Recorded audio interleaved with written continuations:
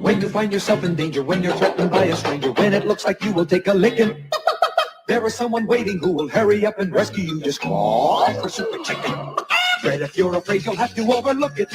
Besides, you knew the job was dangerous when you took it. He will drink his super sauce and throw the bad guys for a loss, and he will bring them in alive and kicking. There is one thing you should learn when there is no one else to turn to. Call for Super Chicken. Call for Super Chicken. Man, I hope the music was up on that. Yeah, especially that last part. Did you hear it? Oh my God, yeah. I think it's imprinted itself on my DNA now. Well, if you heard it, then everybody else did. That's great. Hey, everybody, come on in. We see you out there. This is a special edition of Sunday Funnies for the 7th of August. August. Wow. Yeah, that's what I was thinking. Man. Come on in, everybody. We see you out there. Hit that like button. Hit that love button. We are not talking in the chat today. Not sorry, but you are welcome to add comments if you'd like. We will see them eventually. We're pre-recording this program because I'm currently doing the really cool Comic-Con. That is Saturday and Sunday at the Dort Financial Event Center. I can never keep track of what the name of the place is. We used to know it by like 3 or 4 different names before that, but it's the Dort Financial Event Center. Mm-hmm. So we'll be there. I heard last year's show was incredible, so I'm hoping that this year's show will be the same.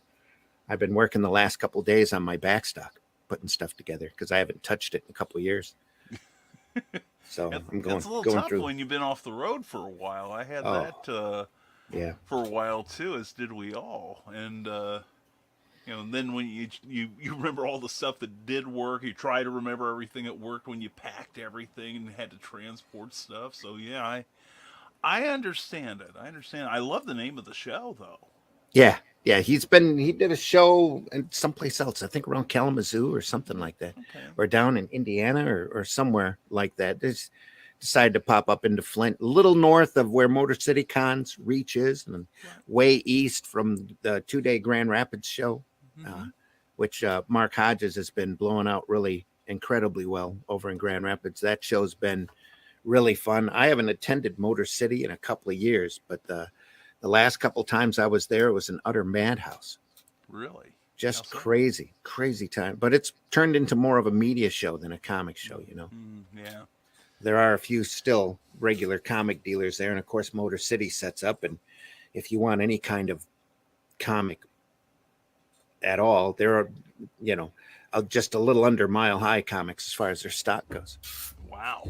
So I trucked with them over to San Diego Con one year, towing a big gray van and a huge trailer along with us. We drove across country and took the stock over there and did San Diego one year. It was amazing.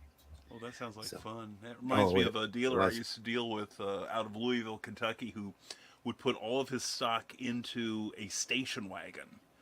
And he would pack it so full, like the back seat, the back storage area, and the passenger side in front. He said the only way he could see was through the side view mirror, and that was in the front of the windshield. He couldn't even see all of stuff because he'd have stuff on the dashboard.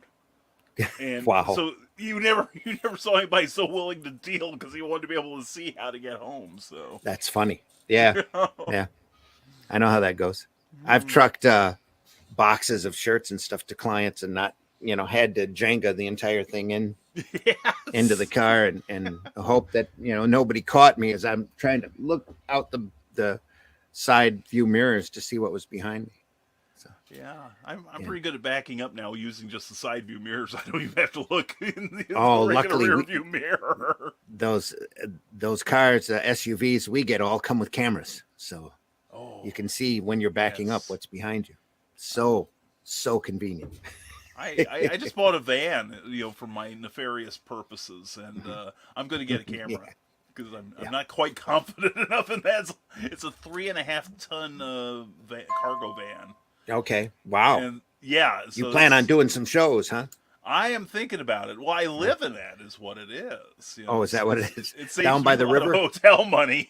Yeah. Oh yeah, set up a little apartment inside. You're good to go. Yep. Yeah. Put the Hang free on, a candy little bit of sign on the van. transparency Yeah, here. it works. A little bit of transparency here as I check my messages. It's probably. I just want to make sure it's not important. Well, while Randy is talking, hi there. I'm Brian K. Morris. You can follow me at risingtide.pub.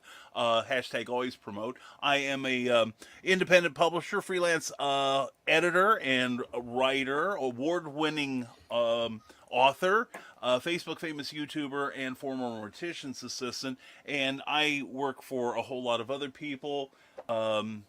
We do all kinds of writing. We work in multiple genres. I also have my own operation, Freelance Words, and Rising Tide Publication. And here is the book in which it has the Snow short story that I won the Pulp Factory Award for Best Short Story of 2022. Right. And I feel respectable now, so... Well, I've been told the writing's respectable. The author is still kind of shady, so I can work with that. I should put up a banner that says no chat reading today. Yeah, well, I'll make it easy. And Randy Zimmerman is a longtime 40-year veteran of the independent comics field and a freelance editor, publisher, does everything well. And if you want to contact him, you can go to thezimcast@gmail.com. So, trying to carry my weight around here. Appreciate you very much for doing that. Trying to help. Just to keep the air going. I should have set this up before I started recording. That's okay. Of course. Well, planning, that's for wimps. Real broadcasters don't plan stuff. Here we go. There we go. No chat reading today. This program was pre-recorded. Thanks, zimcast@gmail.com. You can always contact me there. Or you can add something to the chat if you think there's somebody else in there that wants to talk. There usually is. Oh, yeah. But hopefully you keep things civil. This will be monitored, so Yes. it should be okay. Well, Just for YouTube. Yeah, well, I've taken to doing something. You always have those bots that put in the messages for their adult sites. Mm-hmm.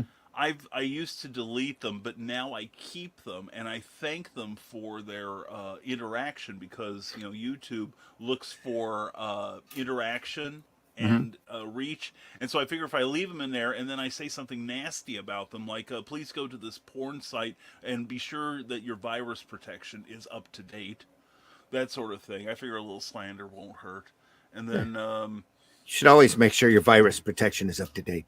You should, yes. It's if you've learned nothing else today, boys and girls, this is essential. Yes. Yeah. But anyway. Yeah. Luckily, the virus is diluting itself, which is, I think, a little bit outside of their expectations. The ones that let it loose, but that's my opinion. I'm grateful that the virus is we should all be diluting grateful. a little. And now they're putting out notice that monkeypox probably won't hurt, probably won't kill you, but you'll just wish you were dead. Yeah. Yeah. I'll settle for that. Yeah. It's like, thanks for that information. Yeah. Thanks for brightening my day, CDC. Back when I caught the virus, it wasn't so watered down. So. Yeah, I know. I kept thinking about that when I caught the current incarnation of the My Sharona Miley Cyrus. And I kept thinking of you and Luke and several other people that I knew, and a couple of people who didn't quite make it onto the ventilator. Amen. Yeah. Yeah, and some people that came out of it scarred. I'm watching all of the videos now from the doctors that are going through all of the studies and looking. Oh, yeah. It's pretty frightening. The end results on this for some people. Small percentage of people will never be over it, which is crazy. Yeah, I read an article yesterday online about the symptoms that long-timers can possibly expect. Yeah. And I've been out of the zone for about a week, and I'm still having sleep issues. Sometimes I nap during the day when I don't intend to, and then I have insomnia at night. Other than that, I'm okay. I always end up taking naps anyway. I sit in front of the TV in my big easy chair. I can shut myself off. It frightens the wife. Oh, How fast I can just sleep. Point gone. Yeah. You know. Mine can't understand why I can sit straight up and fall asleep, and then she'll do it, but that's okay. Yeah, yeah. But when I do it, it is somehow a superpower. Like I ought to be calling the Justice League or something and applying for membership. Exactly. There you go. So anyway, enough virus talk. Let's talk comics. Let's talk those conventions. I'm going to be at a show this weekend, and this will be the second day of the show for me. I hope I've sold so much I'm totally exhausted. I hope you got your feet up right now on your table, just watching everybody walk by as they bow and scrape to your greatness. I was just grabbing them, going, "I got funny books to sell. Come here. There you go. Look at this.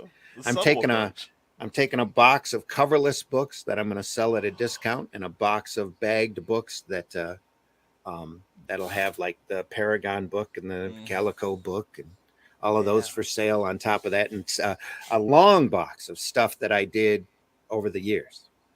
So I've been going through my collection, and of course I've been collecting comics since I was 3, and now I'm at the point in life where it's like it's time for somebody else to enjoy this, and you and another friend of mine, Stan Timmons, I keep running across your name in everything, which is really making me happy.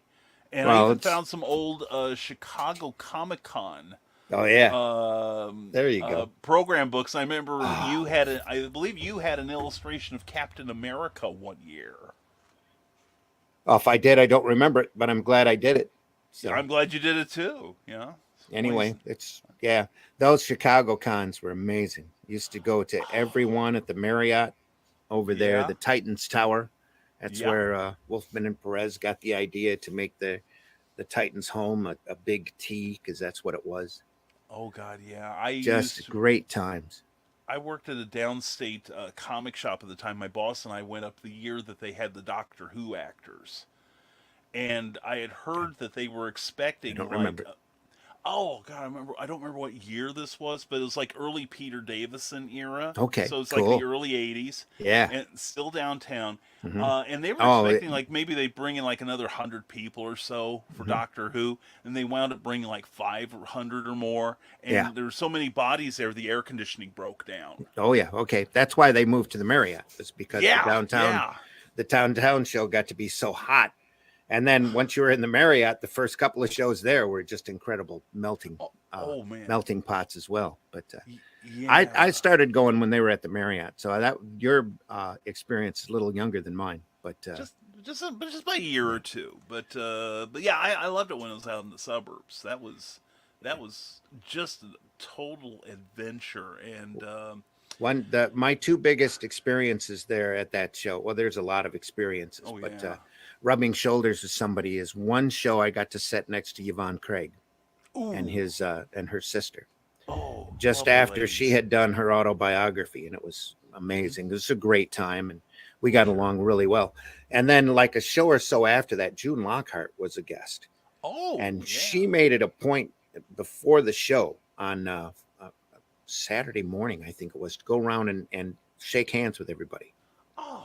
That's classy. And it was incredibly classy and sweet of her to do. And it's like she goes, "Hello, and I'm like, I know who you are." Oh yeah. I've been following your work for years. Yes. Great stuff, Oh my God, yeah, I love her. But, all the way through Lassie and Lost in Space, through Petticoat Junction and all that. Yeah. Oh yeah, well, she was one of my favorite actresses too when I was young. And I remember, I think it was in '87. There was a company called Ace Comics. Yes. Out of Arkansas, and the man who ran it, Ron Franz, for some reason they segregated him into the side room, and I walked in there because I knew he was in there, and I was a fan of his output. And the thing was, I had everything he put out by that point, so we just, he's like, "Can I interest you in anything?" And I'm like, "I'm sorry, I have everything. If you got something new, I'd love to see it." He's like, "No, I don't." And so we just, well, have a good show. Yeah, you have a good show too. And it turned out that like about 10 years ago, I used to do interview transcripts for various magazines, and I did one for the Charlton Spotlight. Okay. And it was a convention with Cat Ironwood, Dick Giordano, Dean Mullaney, and a local writer. And Ron France was moderating the panel, and Ron, I got the tape from the editor, and then when I sent it back, Ron contacted me and thanked me for doing the job I did on, and we got to talk, and then we realized that we had met each other so many years before, and we've been fast friends ever since. So cool. Yeah. Fantastic. Yeah, there's like I said, a lot of good memories of those Chicago shows. Just oh my goodness. I used to look forward to doing it every year just because we already knew the hotel, we knew the layout, we knew where the bar was. Yes. We knew where the art rooms were, we knew where the conference rooms were, and the art rooms were separated from the huckster room. Yeah. And I was always in the same spot, around the corner in the little secondary huckster room. Just when you walked into the second room and made a hard left and another hard left, I was right there. So. And we probably talked to each other back then too. So. Probably did. Either that or sneered at one another. Who knows? Well, if you sneered at me, I would understand. I was pretty unlikable in those days, and I've become even crankier. So I'm told I was intimidating. That's what it is. Oh, was that sitting behind the booth most of the time? You know, you learn pretty quick. But that was at one of those shows. That was the last. No, that's after they had moved to Rose. No, maybe when it was still at Marriott's. The last show I ever got drunk at. Yeah. The last convention I ever got, and Marvel paid for the drinks. Oh, nice. And that was the last time they had a wet bar that they funded at night. And it was, we were like, Marvel's paying for drinks, we're drinking. Yes. So I was drunk myself, dead sober on screwdrivers. I mean, to the point where I was like going, dudes, I'm sober. Just means you got to drink some more. That's all. That's right. You got to start over again. I was holding my head all day Sunday and swore I would never do that, ever do that again. Never.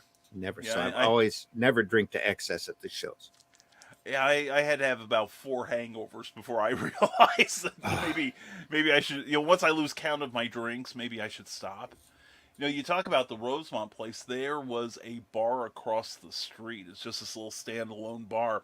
Okay. And one of the people I was going with said, let's go over there, because the bars here are too loud. We could talk. And I'm like, fine, let's go. So a bunch of us walked across that super highway. Yeah. The Gopher Trails. Mannheim. Yeah, the Mannheim, I think it was. And we went into this place. Gopher tubes that go to the different hotels. Yeah. Yeah. And it's like we crossed the street and we opened the door, and it was one of those, the decor was stuck in the early 70s with all the wood paneling and everything. And every head at once just like whoosh, at you. And I'm like, let's leave. And my friends were like, oh, no, this looks like fun. I'm like, no, it doesn't. It's the bar from The Damned. We are not going to be welcome here. It's like the police, the Police Academy movies and the Blue Oyster Bar. Yeah, exactly. Yeah. Same vibe from there. It's like everybody looks at you like. Yeah, and of course we're dressed like we're going to a comic convention. So, and everybody else is dressed like they're going to the bar in the Blues Brothers, where they play both kinds of music, country and western. And I'm like, we got that wave of unfriendliness. Just yes, it's almost palpable. And time to go. Yeah. I just had one beer, and I'm like, I can't take any more. I'm going to take my chances with the traffic. We gotta go. Yeah. I remember one time at the Rosemont, Capital City was throwing a party after the show, and they said that they were going to have live music, and it would be somebody special. Oh. So we went there early and sat there in the room and waited. No refreshments, no appetizers or anything like that. We just heard that, and they had a stage set up so that a musical band could come out. Then rumors started flying that they had kept the dealer's room open after hours so that Aerosmith could go through. And we're sitting here going, it'll be Aerosmith. That'll be cool, And we're sitting there waiting, and these guys come out. All of them are black. This little black guy comes out. It's Junior Wells. Oh, wow. Junior Wells and I the know All that name. Stars Yeah. put on a show. And at the time, I didn't know who they were. But by the time they were done, I wanted to know who they were. Yeah. Went out and bought their stuff because they were amazing. A group of old blues guys who knew, their instruments like the back of their hand, just performing like no tomorrow. Just great, great show. Oh, unbelievable. Yeah. Very memorable. I bet.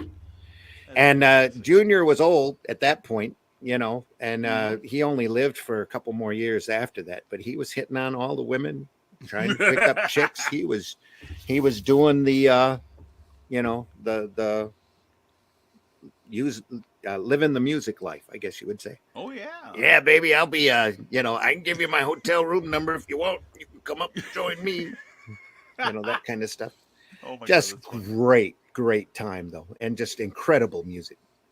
I bet. That's unbelievable. Yeah. Well, it's funny. I went up 1 year to Motor City Con, and that was when Gwar was first starting. Okay.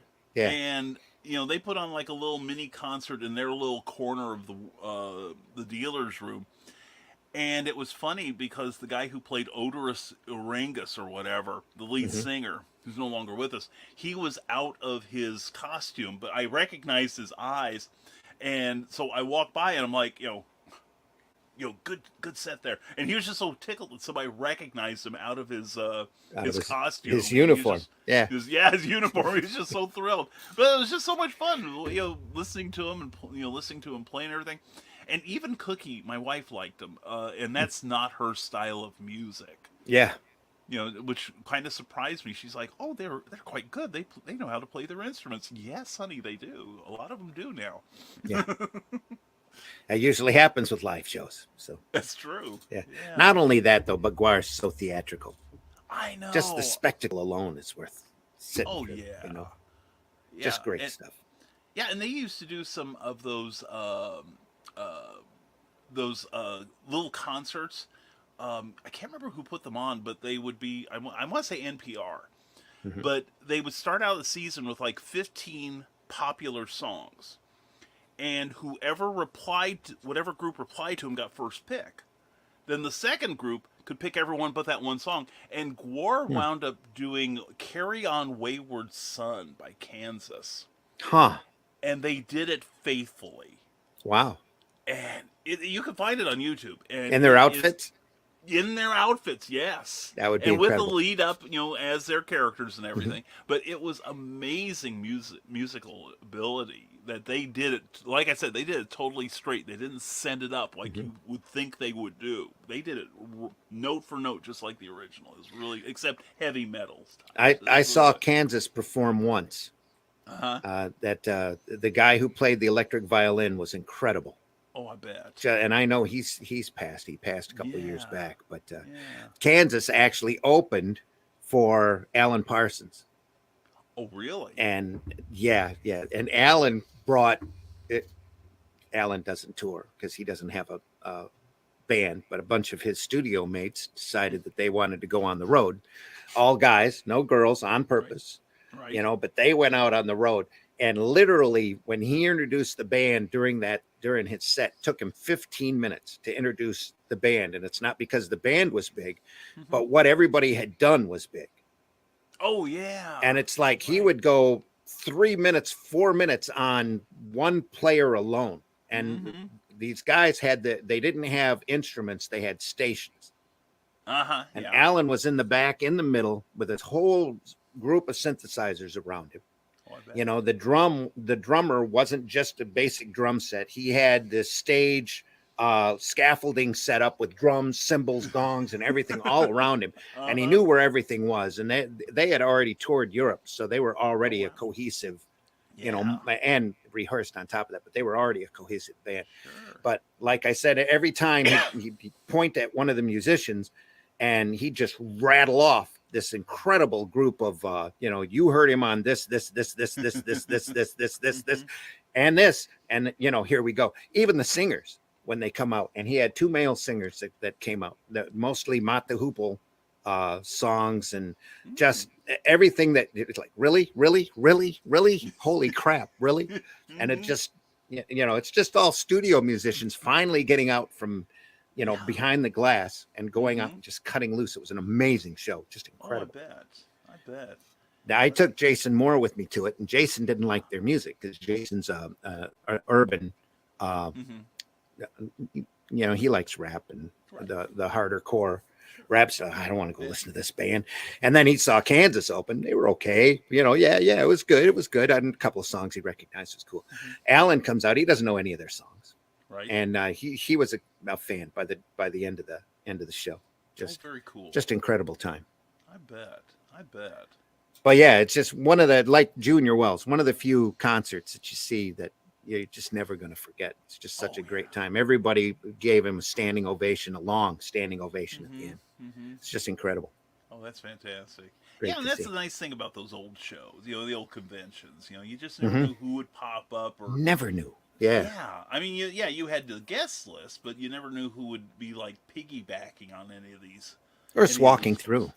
Yeah. Yeah, exactly. When I was, the shows that I did in San Diego were amazing because it was close to Hollywood. Everybody, that wanted to walk through, got to see a lot of people there. Ron Perlman, David Hasselhoff. This was a long time ago, and they were just walking the crowd. Was out there. Hey, how you doing? Perlman was in the middle of Beauty and the Beast. It's like, hey, how you doing? What's going on? It's like, you're Ron Perlman. Yes, I am. And the time I went out there to with Motor City Con, this guy comes behind the counter, and I'm like, hey, you're not. And I'm like, oh, and one of the other workers comes up and goes, he does this all the time. He says, watch, it'll be fun. And it was Ruben Blades.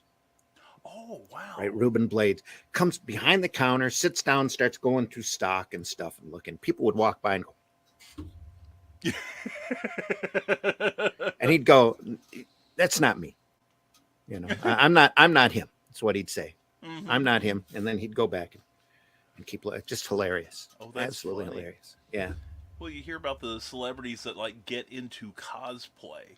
Like they wear a stormtrooper's outfit where you can't see their features. Right. And then they'll walk the floor. Yeah. I think that's amazing. Of course, I heard one story. A British comics writer named Tony Lee. He's part of that Universal Life Church. Okay. And he had a couple of friends of his that were going to get married on in the dealer's room in San Diego. And people kept coming up to him and go, well, who are you cosplaying? Because he's wearing like this ceremonial robe. Oh, really? Officiate. Okay. Yeah. Everybody's wondering who he's cosplaying. Yeah. And finally it gets to him, and they're like, well, what are you doing here? And he goes, well, I'm here to deliver the last rites to somebody who died in here. Can you tell me where David Tennant is? Oh, my goodness. And people were just like, oh, my God, David Tennant from Doctor Who is dead. Well, I, too, am a reverend ordained by the Universal Life Church. Are you now? Yeah. And I had the joy to marry Eddie Newell to his second wife. I've met Ed. At Motor City Con. Oh, really? How cool. Yeah, right after the cosplay contest. Oh, very cool. Yeah, Eddie's a great guy. Yeah, so he found out I was ordained because we had a mutual friend that wanted to. She was going to marry her childhood sweetheart and didn't want to do it in a church or anything like that. And I'd known her for so long. I jokingly said, "Hey, if you want, I'll go out and do the paperwork and get ordained. I'll marry you." And she was like, "Really? Will you? It would be great." So. Okay. Well, that's genius. So I've done about a dozen weddings, and most of them here locally. The greatest one I did was in a Indian restaurant. Oh, really? To a, I want to get this right, a Zionist woman married to a Sikh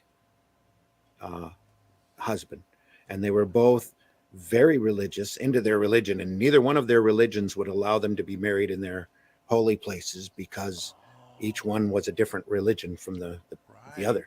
So they got married in an Indian restaurant, did the ceremony there, and had the best meal afterwards.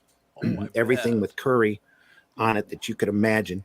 And it was made to eat, made to try stuff that I don't normally eat because I'm not a fish guy at all. But here's curry salmon, and here's this and here's that. And the father of the groom's like going, you have to try this. You have to try it. And I'm like, wow, curry goat, just crazy stuff. It's like, okay, yeah, it was really good.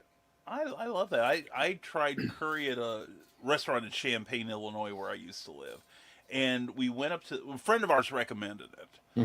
Said it was better than any of the Thai restaurants in Chicago, and we're like, okay, yeah, we're gonna go try this out. And so the guy, of course, asks you how hot you want it. Yeah. And I have a pretty good tolerance for heat, and I said, well, what would you suggest? I want to start out kind of in the middle. He goes, well, on a scale of 1 to 10, 5 would probably be where you are, but Grandma's working today.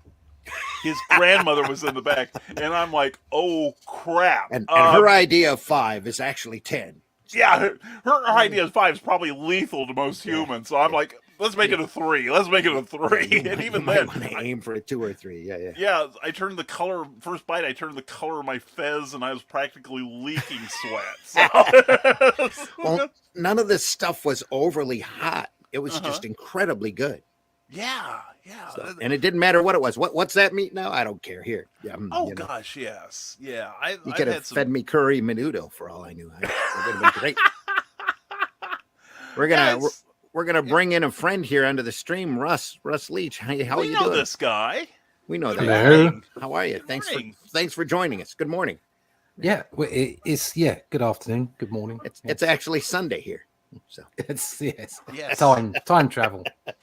Play along. Randy gets cranky if you I'm playing along. no, I don't. Okay. Anyway, but play along. Russ, introduce yourself. Hello there. I'm Russ Leach. I'm a comic book artist from the UK, and I draw comics. There you go. There you are. No matter where you go, there you are. There. Oh, great. Have pen, will travel. We were just talking about Doctor Who earlier. Oh, really? Yeah. Oh, wow. Yes, I did that. Yes, you did. I've been talking you up on my Thursday night show, Comic Book thank Spectrum, 7 p.m. on my channel. Yeah, Sign go up. watch it. Yes, go watch it. I say nice things about Russ. Oh, thank you very much. Yeah, Yes, welcome. yeah, I've been doing that and some other stuff, and I'm back onto Only Death Can Save Us today. I have Sweet. a week of production on Only Death Can Save Us, so hopefully going to finish off the final pencils for part 3, get it off to the letterer, and then next month I'll be into the final part of the inking. Is that part 3, book 2? Yeah. Part 3, book 2. So, because obviously I'm late. Sorry, everybody. But things have been going on. The book will be. I think it's only going to be 9 months late. How's that? Actually, no. At the end of it, I think it will be like 6 or 7 months late because I was hoping for March this year, and I think it's going to end up October. So it's effectively a year since I started the campaign. I had every intention of it being out in March this year, but life happened, and in good and bad ways, life happened, and so that's the nature of it. So I'll be giving everybody an update soon. When you can. Yeah. Yeah. It's working on that top secret project that it's coming. Nobody's supposed to know. It's coming. It'll be out in September in the UK. It'll be I big. I saw the cover for it in Brazil. So, and then Germany, Italy, and France will be online soon after that. So It's going to go all over the place. It's going to be everywhere. Cool.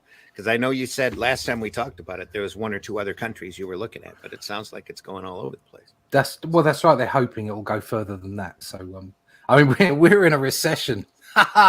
So, let's see what happens. But fingers crossed. I'll be telling everybody soon. With the IP that I'm involved in, if you can't sell that, you can't sell anything. So there you go. I think everybody can work it out from there. that company's been, that's their theory too. That's why they slaughtered the market with a lot of this stuff. But exactly. It's nice to see some fun coming out. So there will be fun. Yes, I got a script for issue 6 yesterday, and damn, it's fun. Cool. So I'll be able to share some of that soon. So. Well, seeing how you've drawn every character in the Marvel universe for their book. I drew a fair few. I don't think I I don't think I drew all of them. I looked the other day at a list of just all the characters that Jack Kirby on his own had created. Oh yeah. And I don't think I got anywhere near close to Well, half of those. so many pantheons there. Literally all the Norse gods and all the Inhumans, and it's just crazy, fabulous stuff. So I got the opportunity to draw quite a few Marvel characters. Did you draw? Have you drawn Four Bushman? No. Okay, well, you haven't drawn them all yet. Then I know exactly. No. If you haven't drawn Four Bushman, Bushman. Okay, drawn them all. That's a guy with a pot on his head, wearing long red Lower underwear. right-hand corner of the screen. Yes, there he is, right over top there, at the Not Brandette cover. Oh yes, that's what I was looking at. Oh, the guy with the F on his? Yeah, that's Four Bushman. Right. Four Bushman. I recognize it. I don't know. I think it's still a little bit too. But it's 12 cents. That would have been around my time. They were 25 centers. They narrowed down to 12 cent after a while. Yeah. That was a parody comic that was out for maybe 12 issues, I think. Yeah, they're about 12, 13 issues. They had some top artists on that as well, didn't they? Doing most of it was Marie Severance. Yeah. Right. Yeah. And Kirby did some of the early Unleashed. Issues. Yeah. Didn't Buscema do some stuff on there as well? I know he did some comedy. Probably did. Yeah. I know he did a backup in one of the Avengers books with him and Roy Thomas. One of the Yeah. Avengers annuals, rather. But they had Marie Severin. It was mostly her and Jack Kirby on a lot of them. I think. God, I'm trying to think. I want to say because Kirby was so universal. May have done some stuff too. I don't remember. I'm not sure. I think John Severin might have done some of that stuff too. I think John did do some. Marie did a lot of it. That's her cover there. I know for sure. She did so much stuff behind the scenes during that time that I don't think Marvel would have survived without her, quite frankly. So, did a lot of stuff. Did a lot of fill-ins. Was sitting in the bullpen all the time, doing all the corrections, making sure everything was right and getting it. What a time! Out. You don't see that kind of quality control in these comics like that anymore. And the fact that they could take a joke and do a book like that, it says a lot about the company and their solidity and their brands,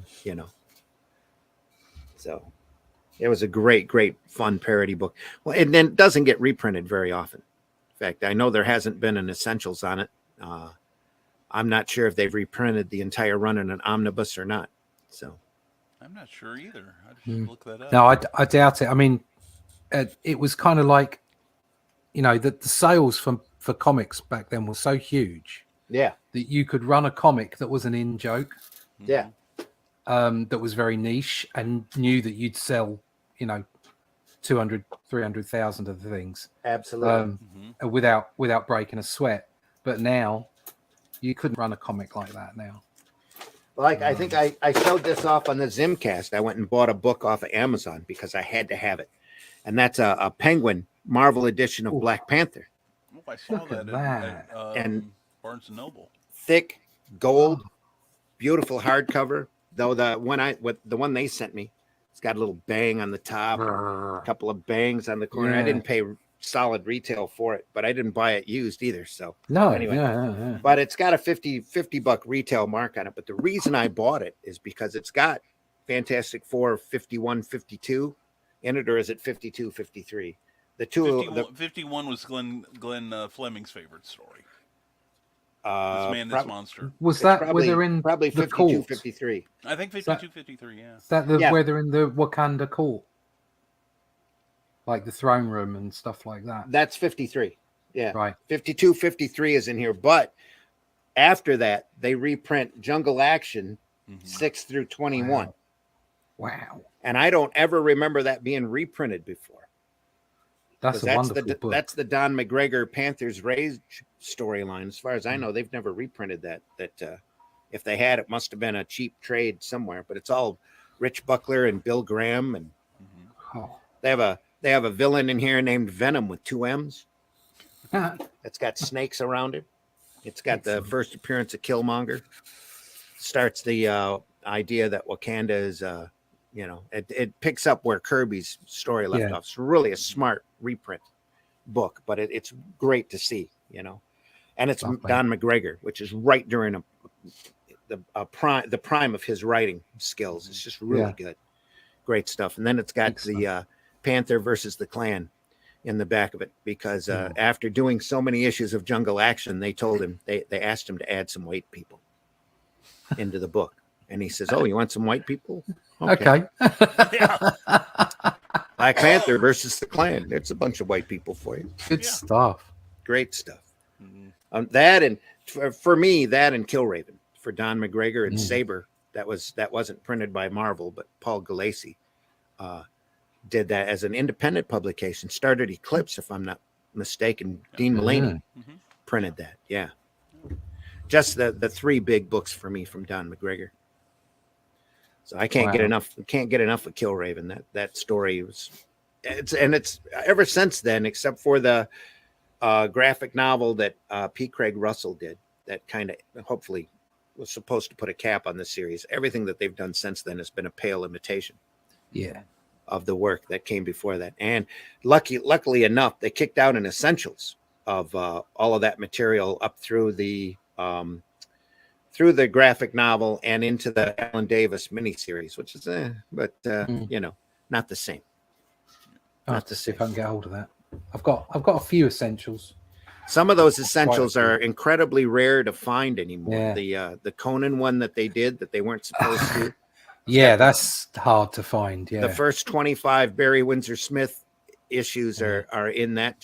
It's a great volume if you like black and white art. It's set there all day, and it's all a newsprint too. Oh yeah, it's all on crappy paper, but it's wonderful to look at. Yeah. The Godzilla one, I understand, is incredibly rare. Oh, I didn't know there was a Godzilla one. George Tuska, I think it was. Did the majority was of that Herb Trimpe? Herb Trimpe. Maybe it was Herb Trimpe. I always get the two of them mixed up. But I always remember George Tuska for his hands. Yeah. The guy could draw hands. Oh my God. And always did. They were always running at you too. He'd do this side thing with the hand right out at you. What I'm waiting for at the moment is Gil Kane's Amazing Spider-Man Artisan edition. Oh yeah, that's got to be pretty. That's coming out August 9th, so it's tomorrow. That's got released on. So nice. Well, the thing with this, they reprint all the covers as well, and the majority of those covers are all lovely. Gil Kane. I loved Gil Kane. Nothing like that iconic cover. Gil Kane and Klaus Janson. I think Janson inked it, where Black Panther's in this Tyrannosaurus Rex mouth, pulling it open. Just beautiful.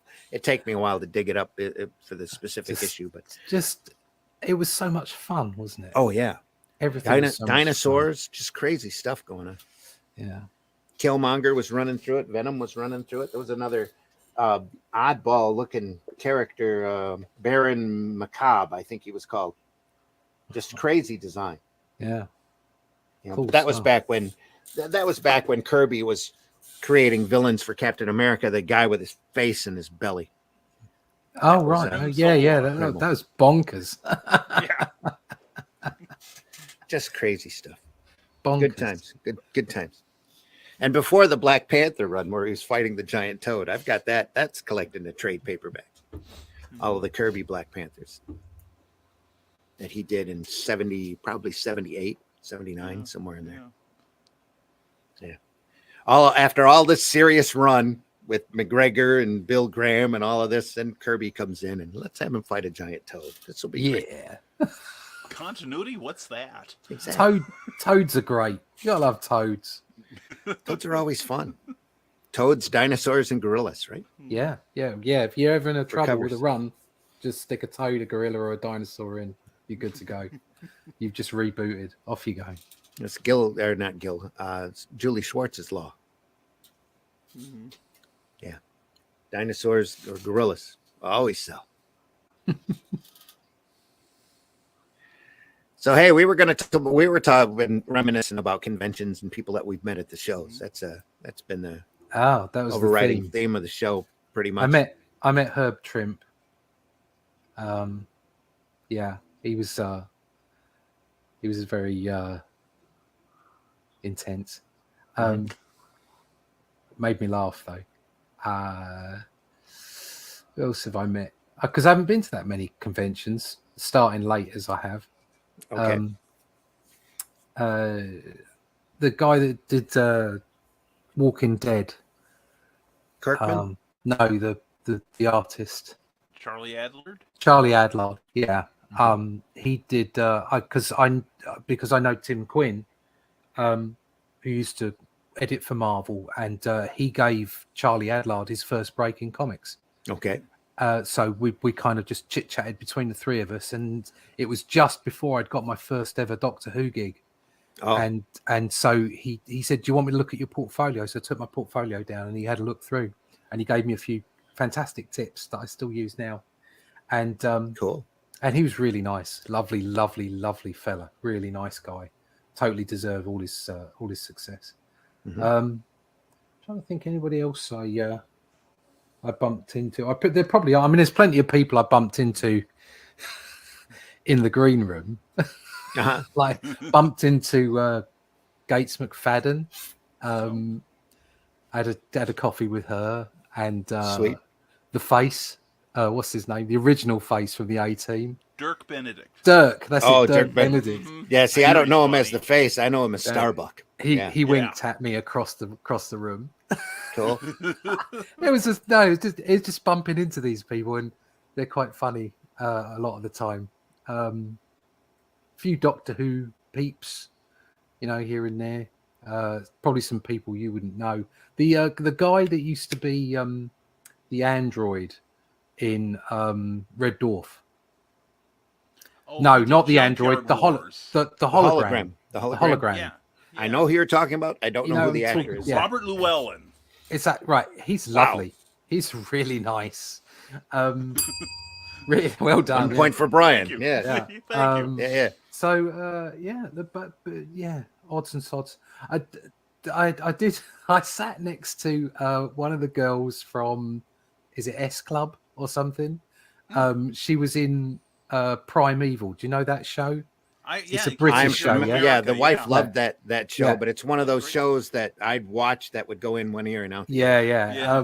It was like that. Yeah.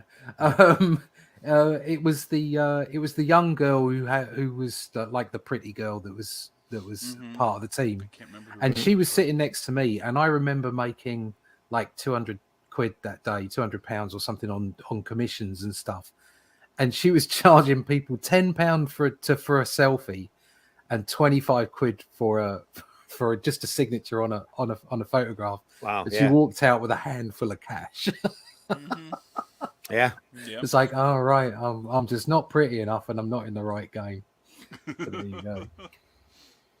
Well, some of these shows have become media events anyway, where the people go there. And I had my sister-in-law attended a Motor City Con one time, said she was going, and I'm like, what? You're going to Motor City? What are you doing that for? What's his name was there? Dumb on names. Oh man, the guy who played the lead, the motorcycle ruffian in Walking Dead was going to be there. Oh, I don't know that. I don't. I've never watched it. Oh yeah, I did. I watched the first series, and that was it. You know who I'm talking about, though. Yeah, I do. She was in line all day. Yeah. Got to meet him. Got to shake his hand. Got an autograph. She said it was the time of her life. Didn't get to walk around. Just stood in line all day. I went she was to. Up there. It's like, wow. I did an Amsterdam. Was it Amsterdam or something like that? One of them in the Netherlands, something like that.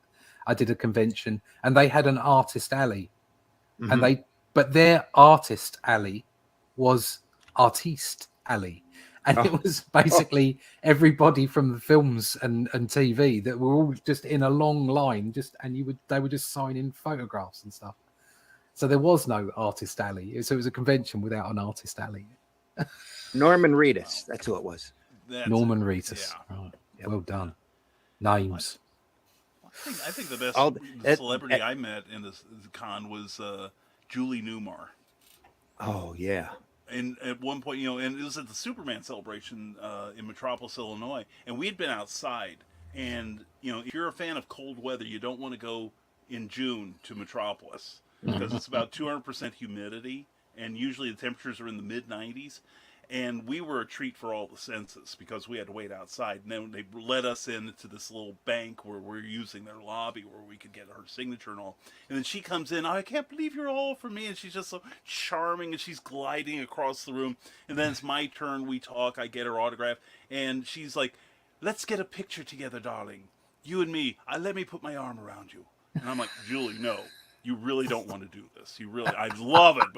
And she's like, no, let me embrace you. And she like hugs me. We get the photograph and I am like 10 years old again and I'm having a physiological reaction to this because I remember that moment. So we made a little small talk till I could stand up again. So. And my wife is taking the picture, but she understands. So Sweet. Great. She did Motor City one time, and way back when, and she was like an hour and a half late. Mm-hmm. She had a line. She come in. She said she was so apologetic. Mm-hmm. Came in, sat on the table in front of the table, and talked to everybody, and didn't move from there until the line was down. Yeah. And even at the end of the show, when we were leaving, she was still talking to people sitting in front of that table. I mean, she probably took breaks in between, but she was just amazing as far as a guest goes. Very appreciative for everybody that was there. Yeah, that's cool. That's very cool. Yeah. But anyway, there's the convention. That was one of the last Motor Cities that I did. They had Norman Reedus there and Stan Lee. Oh. So they had parking like up to 3 miles away. Oh, I bet. And running shuttles back and forth. And when I saw that guest list, I said, no, you're going to be overloaded because Walking Dead was raging at that point. Mm-hmm. And Lee was at, just as the Marvel movies were coming out so that everybody on the street knew who he was, or knew enough about him to know who he was. And it was just a madhouse, an absolute madhouse that year. One of the last Motor Cities that I attended. So. Wow. And the last one I was at, I was a guest, or not a guest, but I went there as a patron because I had a free pass with a buddy of mine. We got to talk to Alex Winter for quite a while because there wasn't anybody around his table. Yeah, so that was a good talk. Yeah, the last time I was at Motor City, that was the year that Kelly Jones got on Batman. Okay. And there was a line like almost out to the street for this guy, which, props to him. Yeah. Well, I walked up to this other guy and I got to talk to him for 20 minutes. It was Will Eisner. Oh, yeah. Yeah. And we were having this wonderful conversation, Will, my wife and I. And Will was just so charming, just so informative, just so happy to talk to you. And I'm like, and while we're talking, I'm thinking, Kelly's line should be over here. Yeah. All things, not to knock Kelly at all, because I'm a fan of his too. But, considering all that Will has done, it's like, it started to make me question the priorities of fandom. So I think Will did the cover for the program that year too. You're right. Because I was set up there as Arrow Comics and I couldn't get back to see him. But I wanted the program signed by him. Beautiful blue cover with Spirit walking. Very atmospheric cover.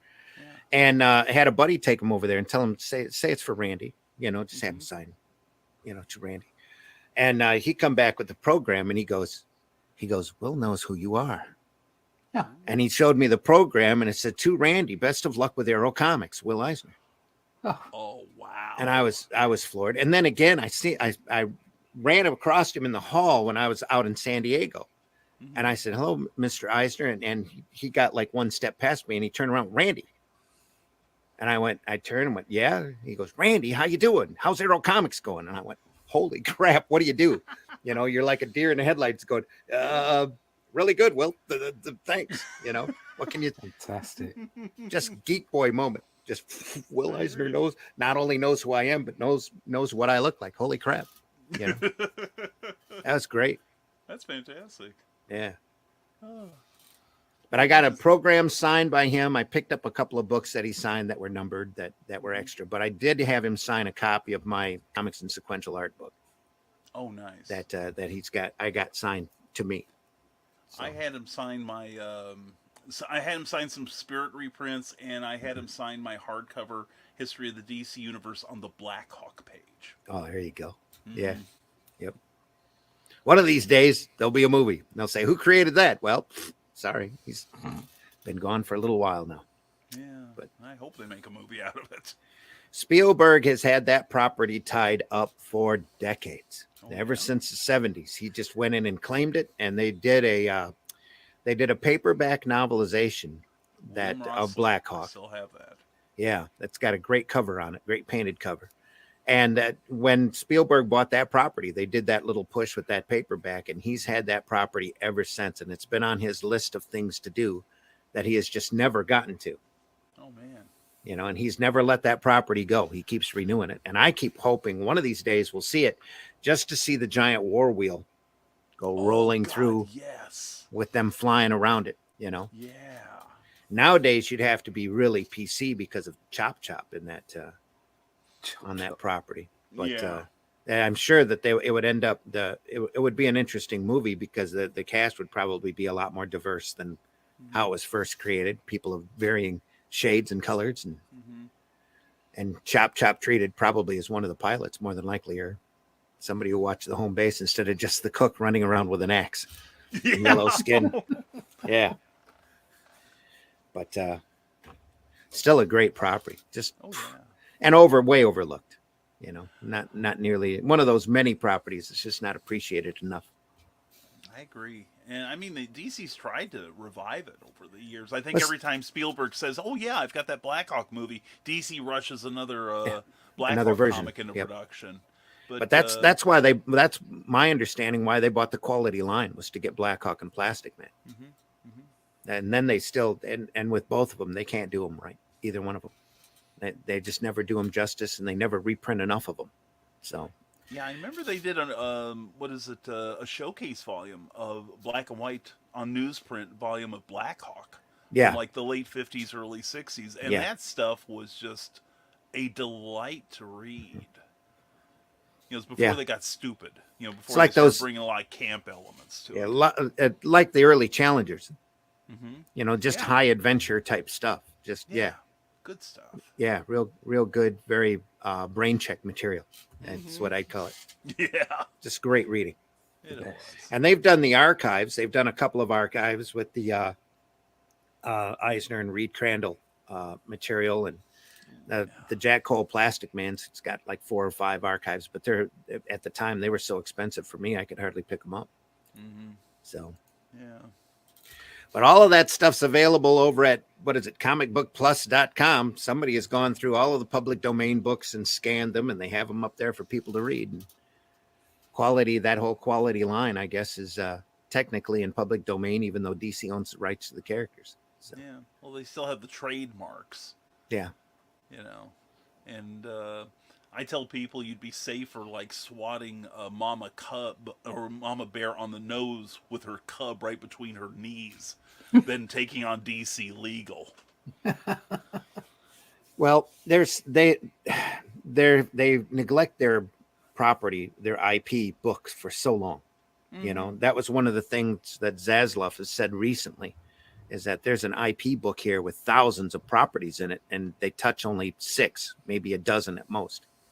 He's on a warpath, isn't he? Oh, hey, should have been around yesterday. There was a lot of rumors flying that DC wasn't going to exist. Oh, no, that's not going to happen. After their little meeting, but he didn't mention the publishing end of it at all. He just mentioned that they are going to secure the brands and try to bring them back to their original greatness, which is like, yes, please. Can you please do that? I think having some knowledge, the things will happen. There's no doubt stuff will go on, but I can't see them getting rid of DC. The best thing that both DC and Marvel could do is reduce their lines. Yeah. Stop pumping out 100 comics a month.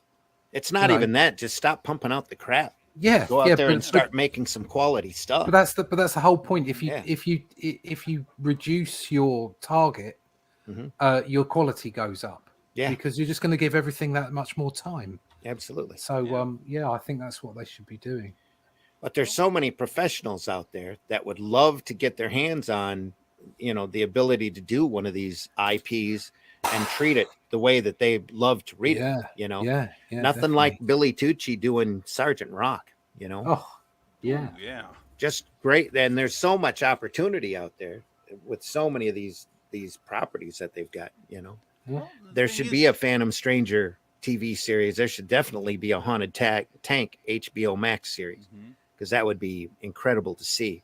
Yeah, I mean, all And- this stuff is so good. The trouble is I think we're in a rut in entertainment, and it's been going on since the X-Files. That and I don't get me wrong, I love the X-Files, especially the early ones.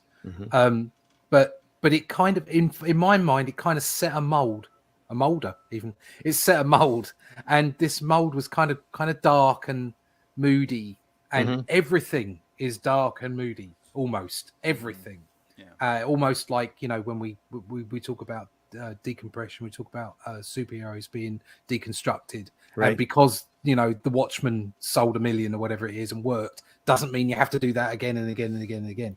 And it's kind of like this sort of, I suppose, the exec perspective of entertainment that works, do it again, ad infinitum, and it doesn't. Especially if you do something again and again and again, eventually it won't work anyway. And there needs to be more series. There needs to be more series. There needs to be more comics, more series on the TV, more stuff that's light-hearted.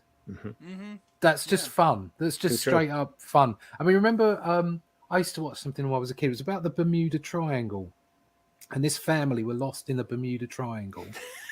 And it was awful. It was awful. You are talking Fantastic Journey. Or That's the one. Yeah, Fantastic Journey, my friend. Jared Martin. I've got them all. Jared Martin. Yep, I've got them all sitting in videotape here. But I remember looking back to that, or something like little Star doors Trek. that would open and close as they walk between dimensions, or something like Star Trek. Okay, Yeah. there was a moral in there. There was some action and adventure and a little bit of trepidation, but it was just so much fun to watch. And those kind of series, those kind of programs, they're just fun, and there's not enough of that. There's not enough fun. There's not enough lightheartedness, and people need it, especially now.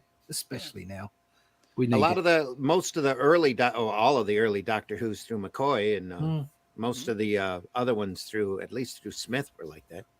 So you got an occasional glimpse here in Capaldi, and even smaller glimpses with Whittaker, some nice little little bits of inspiration here and there. But but the problem has been since New Who started, and don't get me wrong, I've enjoyed a lot of New Who. Sure. Me too. Since New Who started, it's had and eventually more recently, in my view, this is just my personal view, the BBC slapped drama. I remember it being on an advert for BBC Drama. Yeah. And it's like, why are you putting Doctor Who in BBC Drama? It's like, I understand there's plenty of people say it's not a kid's show. And then there's other people that say it is a kid's show. No, it's a family show. It's for everybody. It should be for everybody. So, I wouldn't put it in drama personally. I'd leave it out there on its own, because it's always been out there on its own in one form or another. It's kind of made its own genre. Yeah. And it was always just, I remember being a kid, you talk about hiding behind the sofa. I didn't hide behind the sofa, but I did kind of squint my eyes at it a few times and go, whoa. And it wasn't because of the bad effects. It was because it was kind of a little bit scary, Sure. But it was still great fun. Oh, and yeah. that was the point. It was just a great fun show. And I think it lost its way a little bit, through New Who, because it became more about the actors than it did about the show, and that started with Tennant, to be honest. I just wanted fun. Although it must be said, the Tennant era is the gold standard. Well, it was the rage. So. I absolutely loved it. I loved the whole thing. So. And Eccleston had that sense of what was going to happen. That's why he didn't come back for a second season, because he was like, "Whoa, wait a minute! I'd like to go out and actually act in other things eventually." And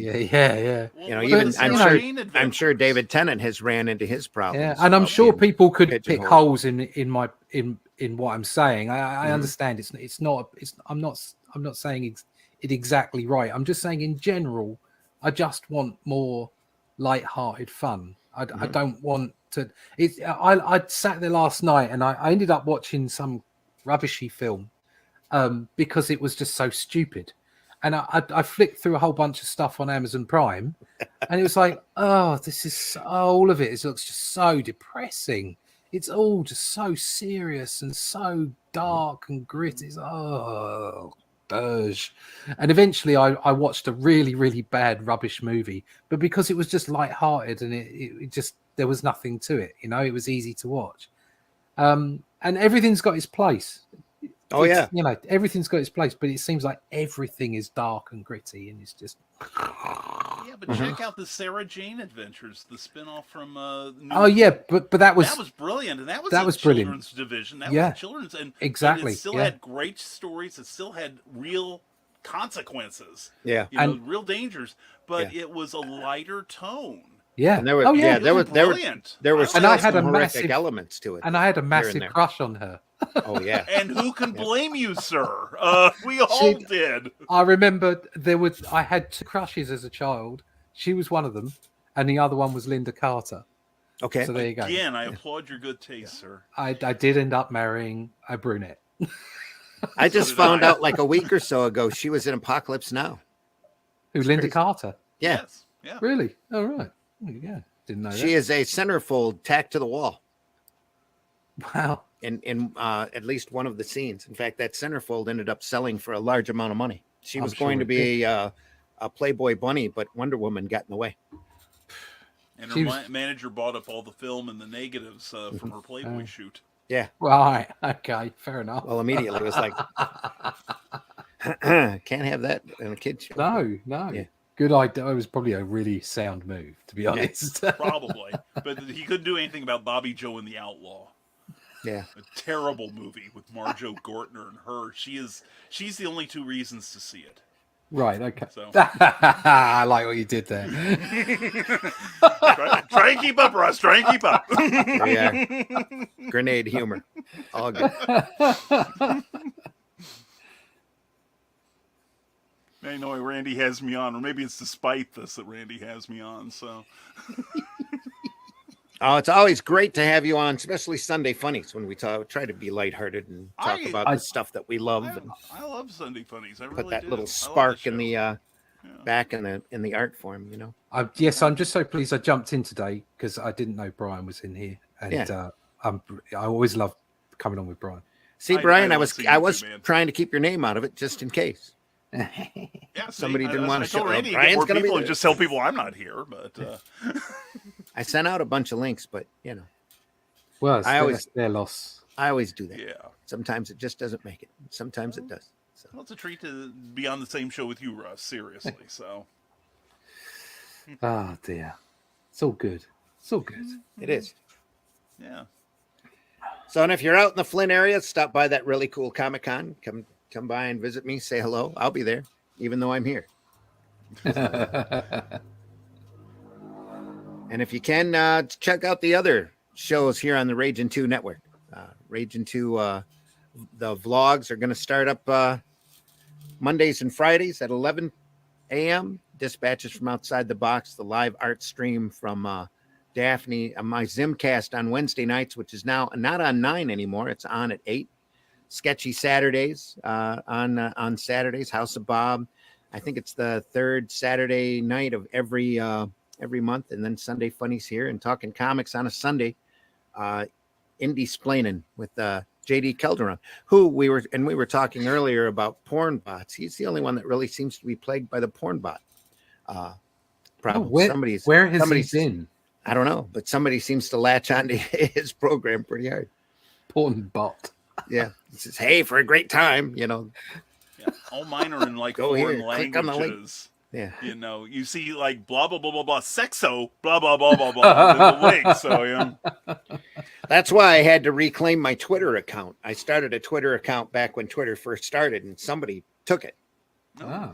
And I kept getting notices in my email box. And when the language became unreadable, and then when it became symbols, I'm sitting there going, "Oh, great! I better take that back." So went in and Good changed call. the passcode on it and ticked him off. So, oh, man. but in the mean, this was right around like not 9/11, but there were other terrorist stuff going on. And I was seeing Arabian language pop up, and I'm like, if I don't take that back, I'm going to end up on a list somewhere. So now I get some people knocking on the doors. Why are you communicating here for? Oh, suddenly the black van pulls up in front. Yeah. The helicopters. Yeah. Had enough of those. So anyway. So today I heard some disturbing rumors. So obviously we're this is being pre-recorded. This is a pre-recorded show. Yeah. Recorded in front of a live studio ostrich. Ostrich. I got it. What's the Jim Shooter publishing house? Valiant. Oh yeah. Yeah. That's not a rumor. Some stuff's going down big time. Oh, really? Well, Valiant's like IDW. They've been sitting there on a tightrope for quite a while. And a little bit happens, they teeter one way, or a little happens, they teeter. Oni is really teetering in one direction right now too, because of that. Some of the guffaws that they've pulled. Well, let's say stunts, but that's a top. I covered that in Zimcast a couple of weeks back. Right. But it's that they released an amazing press release, just like Valiant's probably just going to cut their staff or whatever. They turned over their apartments or their real estate offices back when the bug was running. Right. Yeah. So they've been working who knows where since then. I don't know if they have a solid office. Or they still have an base. office. They let a floor in an office, but they're trying to sell it, but they can't. Yeah. And apparently some of the senior members, their profiles have just changed to formerly of. And for them all to change at the same time is a bit weird. Well, they call that a red flag. Yeah. So I just hope that if there is anybody out there that needs to get paid, they go get paid. Amen. Absolutely. But Oni was like that too. They hit a couple of snags, and suddenly the two head guys are gone. Yeah. Then all of the marketing is gone. Just gone. Yeah. And then they release a press release going, we're in some hard financial times. And it's like, yeah, okay. Yeah. You are in some hard financial times, but and of course you don't want to say why you're in hard financial times. But they're in hard financial times because they got caught selling explicit sexual content to the libraries and the school systems. Ugh. That's putting it nicely. Yeah. We talked about that on a Zimcast a little while ago. See. It's like a beautifully written bit of publicity marketing, trying to gloss over that and go, but this is exactly strapped. This is all part of what I was saying just 5 minutes ago about fun. Mm-hmm. Just make comics, make content, make entertainment that's fun. Stop trying to educate people. You can educate people, but don't make that your primary goal. Make it like it's like the moral at the end of The Simpsons, or exactly. or Spock telling you how war is just so silly and why do people do it? There are great messages to be had in pop culture and in stories. Just hopefully not as bad as the talk at the end of G.I. Joe. What did we learn from this episode, kid? Don't more you know. The more you don't know. go and swim in the old river like Jimmy, because you'll be in trouble. It's just there's no harm in doing that, of course. And I think whatever story you're trying to tell, however lightweight it is, however light and airy it is, there's always some kind of message in it. Mm-hmm. Always, because you are who you are, and you're extending your imagination, your feelings, your thought processes out through the story. But at the same time, if you're taking over something that is an existing property or an existing character, you have to put yourself into that character, not the character into you. So you shouldn't be writing the character as if it's your voice. Right. You're trying to act the voice of the character. That's what writing is all about.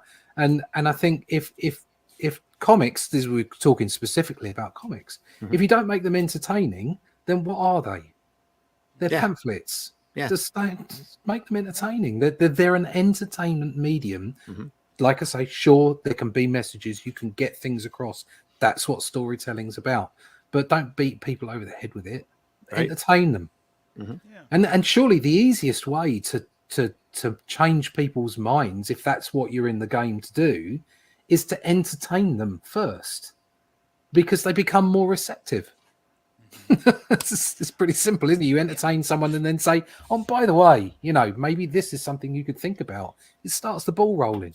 But if you treat people like they're idiots all the time, I mean, I know there is a lot of them out there, but but if you treat people like they can't understand what you're doing, then they're just not going to be entertained. They're not going to get involved. They're not going to want to read it, and so there your sales go down, and you end up saying, having to sack your top staff. Then you're seems having like a direct line. Then you're having a gala ball every 3 months. Yeah, exactly. There you go. Yeah. There you go.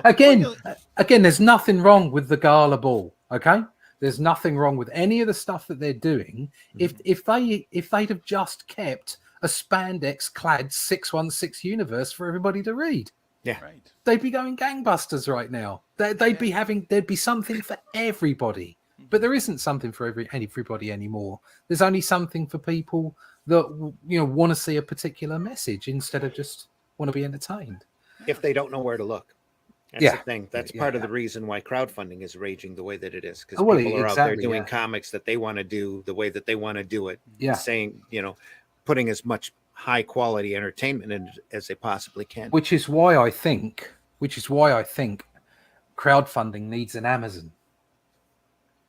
Yeah. Crowdfunding needs a place where people go, I want a comic. Let's go see what's on the list. Yeah. And it doesn't matter whether it's over at Indiegogo, whether it's over at Kickstarter, whether it's over at, because there are others, Zoop or whatever it is, and all the others. See what and it kind of, it's almost like the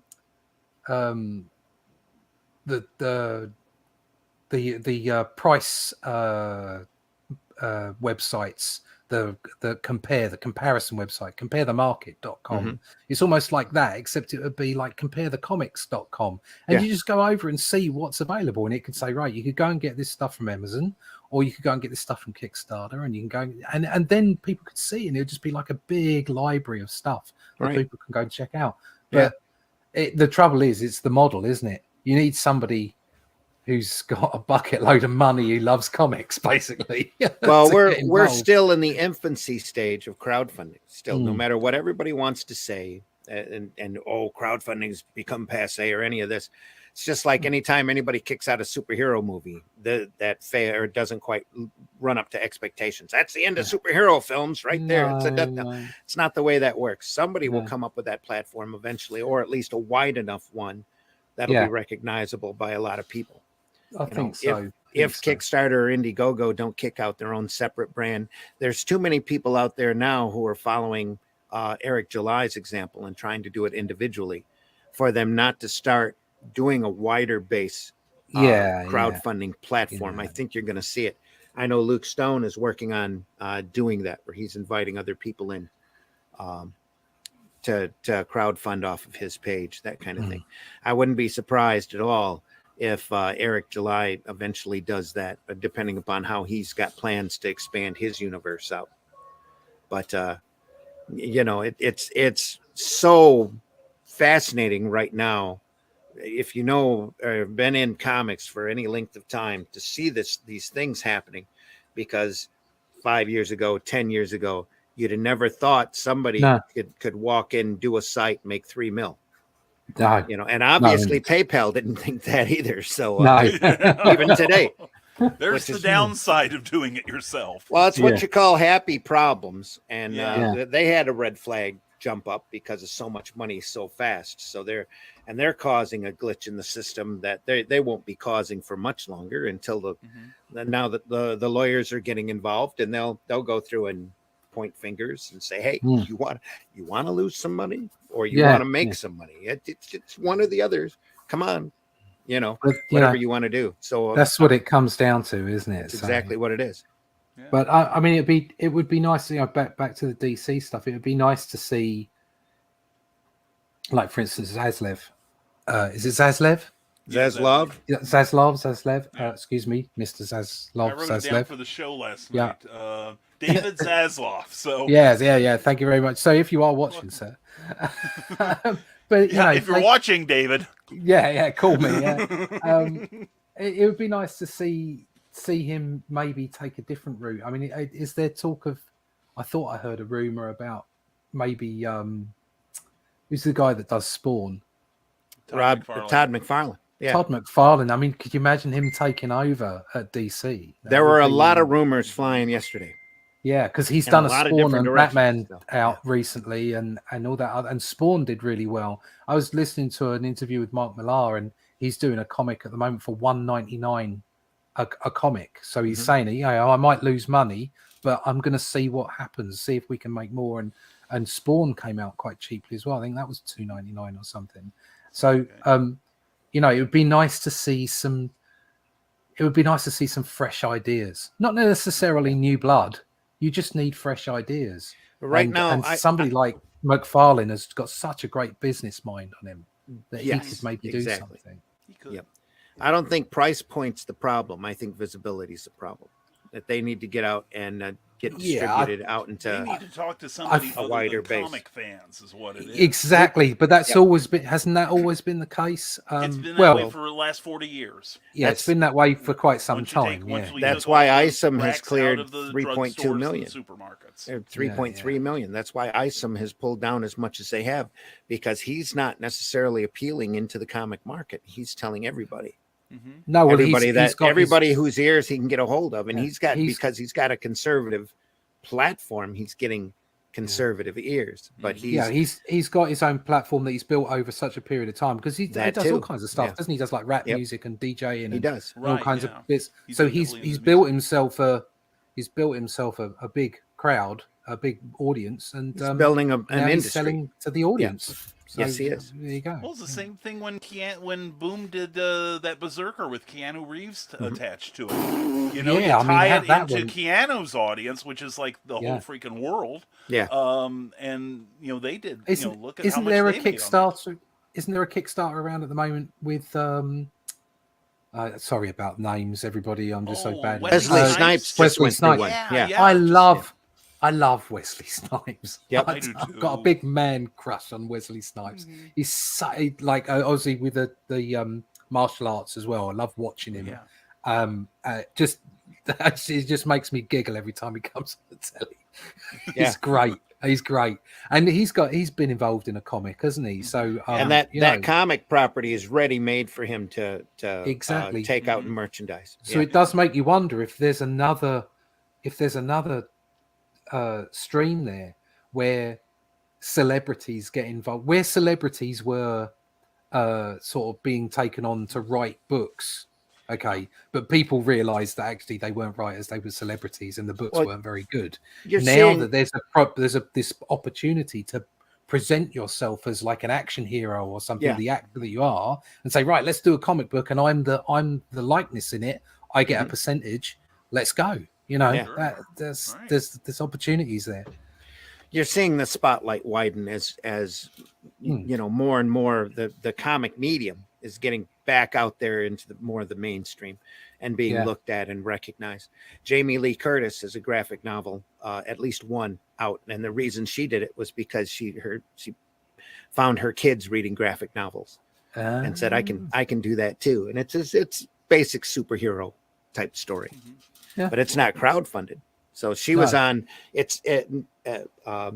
Nothing cooler than to see her on Good Morning America, going, "Oh yeah, I wrote a graphic novel. It looks great. Take a look at this. You can order it through Amazon." Yeah. Okay. Yeah. Okay. That would be good. Now I've got to get on Good Morning America. There you go. Yeah, see, your future lies ahead of you, young man. Chance of getting on Good Morning America for Russ. 100 times better than mine. You never know. You never know. Don't ever discount it. You never know. That's true. But no, I think we're starting to see more people look to crowdfunding for new stuff, because I've been involved in several campaigns, helping run them, and more than half of the people that pledge are, they don't come from Facebook. They don't come from Twitter. They come directly from the platform, looking for what you've got. And I think that's something that we, in this field need to develop and to learn how to market ourselves better. That's something, every creative needs to be a lot better at. I'm not saying that we're all the next Stan Lee. I'm just, saying that we need to be really proud of what we do. And I think Kickstarter and IGG are missing out on a lot of money by not going out and trying to market these products or these campaigns better themselves. I mean, Kickstarter's got a Project We Love sticker that you stick down the lower corner, and you can make a big deal about it in all your other social networks, but they're not really trying to steer a whole lot of extra business. You get maybe a few, if you like this, you might like this at the bottom of the campaign. But like what you were saying, they need to have a separate platform, a separate place where you can go to see a variety of these books. Here is this month's new campaigns. Boom, boom, boom, boom, boom, boom, boom, boom, boom, boom, boom. Take a look at these. Because the variety of the quality is just mushroomed in the last 4 or 5 years. It's ridiculous. There's so many great properties out there that you miss. That I didn't know. Look at this book, this Groken book just come out. This is incredible. How come I didn't know about this campaign before? Well, you can't get out there and cover every podcast and because we're still too localized as a platform doing podcasting. Even there's just so many people that watch so many different podcasts. They need to start, and it's difficult to hit every different one in order to get a wider marketing base. There's got to be a way of getting out there and stretching out. And there's got to be a better way of searching for these things, because I know, like, when I go on a platform and I go through their comic section, because I want to see what's out there. Maybe if they would find a way to say, okay, I just want to see, say, superhero, or I want to see westerns, or I want to see manga, where you could localize your search a little more. Yeah. That would make it a lot easier on people, because, if I'm on there and I'm thinking, I want just a straightforward shoot 'em up western. I don't care if it's about an manga about tennis players, and then the next one is like a copy of the Justice League, or a porn version of some old IP that I used to enjoy until that very moment. But just something to narrow down the search just a little bit more, I think would help. That's the problem is what you need is Octopus Cowboy. Yeah, I'd have bought that for the title. The problem is that neither Indiegogo or Kickstarter are focused on comics. They're focused on campaigns for anything, and the largest proportion of their money is on tech. The largest campaigns are for widgets and things. However big the campaigns get for comics, they're dwarfed by the rest of the platform. That is true. And so that's the problem, is they don't feel they need to advertise or do anything for that. Yeah, it's There's more or such less gorgeous passive income artwork on their in that. part. Yeah, it is incredible work. It is. So what we need is something more comic focused, and I think is it Zoop were doing that, although it started off as invite only. Is it Zoop? Yeah, it's Zoop. It was created by the gatekeepers that used to work over at I'm not talking. Right, I'm not thinking of that one. Then there's another one. Eric. I know there's more of them that are springing up all the time. Yeah, Eric. Is it Eric Canetti?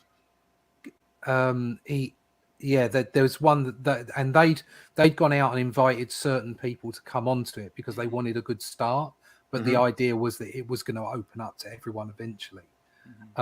So there are places that are thinking about doing it.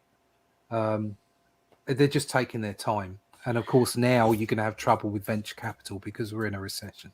So I don't know quite where everything's going to work out. There will be some clever people with some clever money who make the right investments, because again, with recessions, entertainment does much better than you'd think it would. because you think, well, people don't have spare cash. But that's why you've got to make cheap entertainment.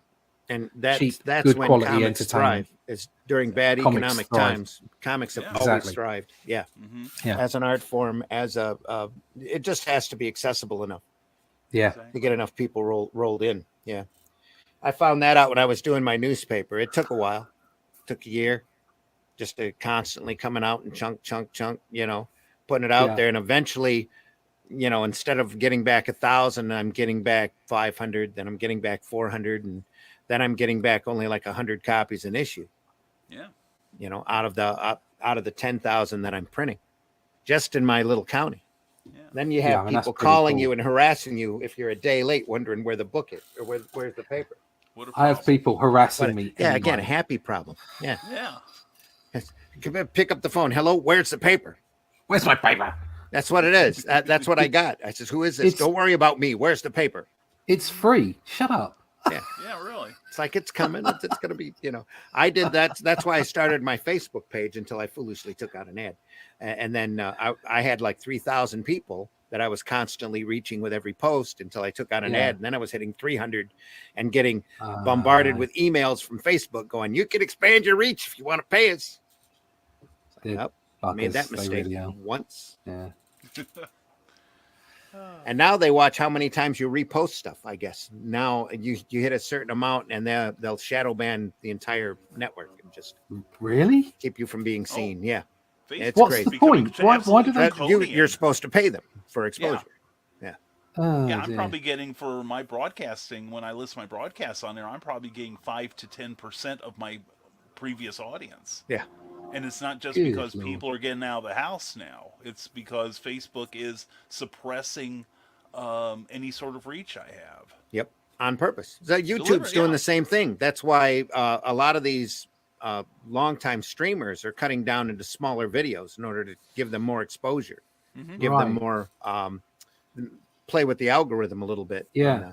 Yeah. Ethan was saying his channel was stagnant for 6 months, didn't go anywhere, and then it started dropping. So he started doing little videos, and now it's raising again. That's And because why the way TikTok is these so popular. well, he's also got a political opinion that YouTube as a platform is not favorable to either. So they go around and literally castrate his exposure. Yeah. Just like Facebook does. All of these crazy platforms think that, they need to be playing God with their audience, and they need to stop doing it if it doesn't fit their political whim. And they need to stop it. That's why Elon was threatening to buy Twitter for the longest time. And then, once he found out that most of the Twitter accounts are fake, at least 50% of them, he lost interest. Yeah. There wasn't any sense in trying to get that kind of a reach. And now everybody else, like Zaslav, thankfully, is starting to wake up to the fact that those 500 voices on Twitter are actually 3 people Yeah. that are going through and bouncing off different accounts, maybe 6 at the most, that spend all day doing nothing but trying to influence how media works in order to fit their political agenda. And that's a shame, because like you were saying, that's not entertainment. You need to go out there and just be entertaining. Yeah. Just to entertain me. I'll tell you, I'm the Paramount Plus has surprised the heck out of me with the last Star Trek series that they did. The first 2 were kind of preachy. The Picard show and the Discovery show were kind of, oh, come on, guys, get off that soapbox and start showing us something fun here. But it's like they woke up and they says, well, we're doing a series with Captain Pike anyway. And they use the what ends up happening to him in the menagerie in the original series as a plot thread. But in the meantime, single episode stories right back as close to the original Trek that they can possibly get as far as feel goes. I'm going to have to watch it. The first season's 10 episodes long. Yeah, it gets aggravating because Uhura's a cadet and comes walking in and not sure she wants to be part of the Federation. Nurse Chapel is hot and doing all sorts of cool stuff. She's probably one of the best characters on the show. And they do have their little bits of politics and, diversity and stuff that there's a big eugenics thing that they're running through now. But for the most part, it's really good like you were saying, entertainment. It says stuff, but it doesn't beat you over the head with it. Okay. And The original track. It's very reminiscent of that. Yeah, Only I mean, if you look, it's look Chris back at the Pine's original Trek Trek universe, though. Yeah. Yeah. Look back at the original Trek. You had the guys that were black on one side and white on the other, Frank and Gorshin, you know, you had that. Obviously, you had him kissing Uhura, and there was a constant. This was the '60s, man. You know, like there was a constant thing about civil rights throughout the whole of what Roddenberry was trying to do. Well, back then also there was a desperate need for diversity and inclusion. You know, that was the whole point behind Star Trek in general. That's why they had a multinational cast. That was really doing it. Do you know what I mean? It was really without beating people over the head. It was making it. What it was doing was, instead of beating people over the head with it, it was making it look normal.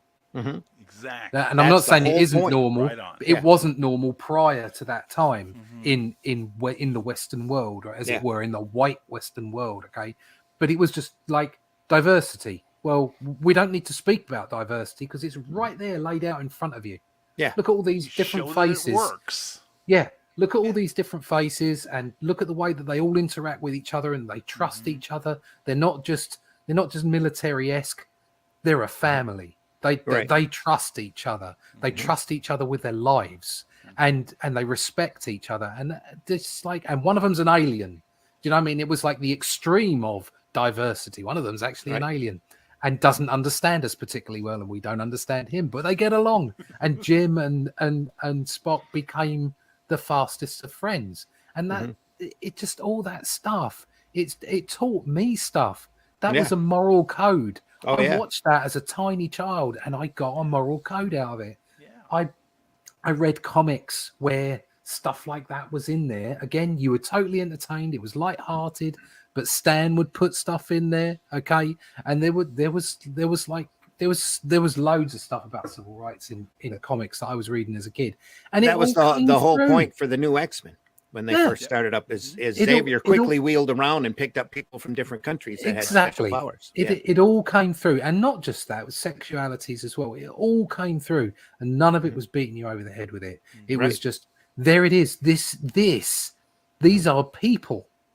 These are human beings, or they're entities. They are people, and they deserve respect as conscious beings. That's the baseline of everything. You don't need to know anything else, right? You don't need to know who they go to bed with, what they think about, and then in their innermost thoughts. You don't need to know, what their politics are. You don't need to know any of that. You just need to respect them, and they'll respect you back. And that's what you got out of the characters from those days as well. Is almost like a respect from the characters. You love those shows. That's why people are getting so uptight now about things being, changed around. Because and some people can't understand. Well, why do you stop being such a child? It's just a character. It's like, it's not. Those things are things you grew up with, and they mean something to you, and they spoke to you, and actually they were on their own social justice drive, if you like. Roddenberry's Star Trek was all about that. It was all about equality, but it wasn't about beating you over the head with it. It was about entertaining you and kind of bringing you in. Come in, trust us. Look at this. This is a great thing. Okay, instead of you must do what we tell you. Because as soon as you say that to, especially a Gen X, you tell me to do something, I'm going to tell you to stuff it. Because that's the way it works. It's been more than one generation like that. But it's about the 50s. It's all like, you want me to do what? Nope. Like, get stuffed. I'm not doing that. And that's the thing. And it's you need to encourage people. That's how I learned stuff like that. I was encouraged. I was underpinned. It was an addition to my life. It wasn't a restriction. So well said. Absolutely. But just the entertainment value was what drove the message home, not the message. You go back and you look at the old Twilight Zones. It's all full of morals.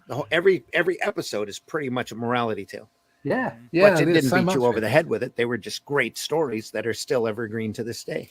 The first real idea I had about the Holocaust was watching one of those shows Mm-hmm. where the guy ended up on the truck. He was really horrible and he was a bigot, and he ended up being pushed back in time, and he was one of the hands coming out of the truck. Yeah. And I was very, very young, so I wasn't aware of, but that story stuck in my head, and the visuals stuck in my head. Yeah. And I knew enough just from that story to kind of work out what had been going on in World War II. You know, and that it stayed with me. It never left me. Right. Never left me. And that was all about instruction and education via entertainment, via a solid story, via you being engrossed in the story that you're being told. We're all storytellers. That's how culture has been since up until like a couple hundred years ago. So much of culture was spoken, was told in stories, was brought down through legend, not over the internet or on the television. Yeah, so even then, are. though, you had your morality tales, your fairy tales, your Exactly. your life lessons that you told your kids while they were going to bed or around the campfire that had those kind of morals. It's just that you didn't beat them over the head with it. You didn't, like you said, point at them and go, "You're going to do this." It's just that here's an example. There's an ugly duck out there. That turns into a beautiful swan.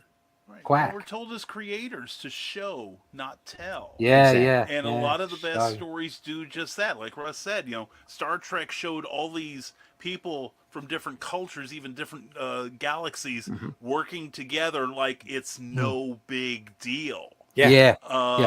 And showing how normal it can be. And the comics did that, Stan Lee stuff, the classic Marvel stuff, even the old Superman.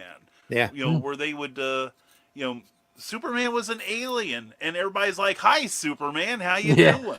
Black Panther, Black Panther, you show this stuff working, or you show how the opposite doesn't work.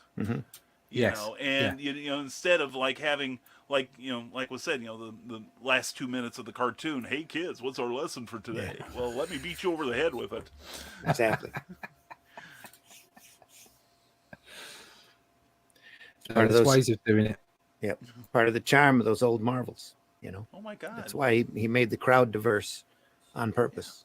Yeah. That's why Kirby, there's great articles out there about Kirby's creation of Black Panther and why he did it. He did it because there were black kids in the neighborhood and he realized there weren't any black superheroes out there. So, and even then they made him cover the front part of his face because they were afraid it wasn't going to sell in the South.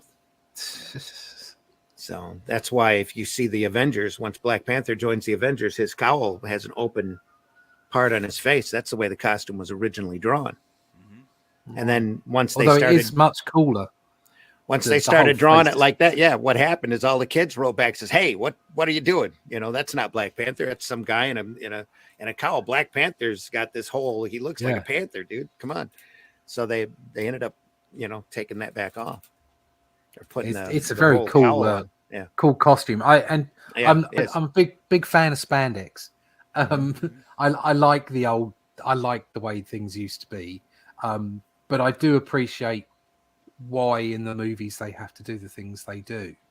And I thought actually the Black Panther costume was one of the best costumes. Yeah, because they didn't mess with it too much, but they did enough to make it work within the film's universe, as it were. Well, I really like whoever decided, Christopher Priest or whoever the writer was at Marvel that decided to soup up his powers to the point where he's technically Iron Man, was a logical advance on that character that made perfect sense. And yes, of course, you're in a country, you've got a metal that's completely invulnerable. You're going to use that to the biggest ability. And that's, instead of all of the other times you see Black Panther out there fighting, his costume gets ripped and he's barely surviving and he's bloody, all of this. And now it's like, nope, not going to happen. That to me was ingenious, I thought. And that was a long time in coming. But a great, because anymore they take these characters and they change their race and they do an ad or put whatever in order to protect anymore. It's to protect their copyrights because they're scared to death that the estates are going to come in and take the icons that they're making billions of dollars off of. But to see them take a character like that, or have somebody have the ingenuity to take a character like that and soup him up into an incredible power base is just amazing to me. And it's, in my opinion, in the MCU, really underused. They did that movie. Coogler did that film. He should have been right on the track for number 2, right off of that. They should have been pushing Black Panther and Siri out there in front of everybody and going, this is great. Look at this. You know, they should have been at the forefront of the Infinity War and the Endgame movies instead of just walk-on parts at the end, you know? Yeah, it just goes to show you that there's a lot said about diversity and what have you, but these big film companies, they don't actually do it.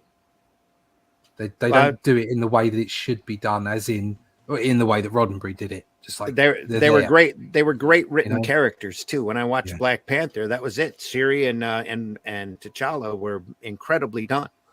You know, and once they passed $1 billion, Marvel should have started putting them out in the forefront. And I don't think they achieved that at all. I did enjoy. I didn't think the film was as good as everybody made out it was, but it was still one of the better Marvel movies. Yeah, I thought it was really good. I thoroughly enjoyed it. It was really good. Yeah, thoroughly enjoyed it. I would say probably the second to last one, not Endgame, but the one before it, Infinity War. I would rate that as a top Marvel film.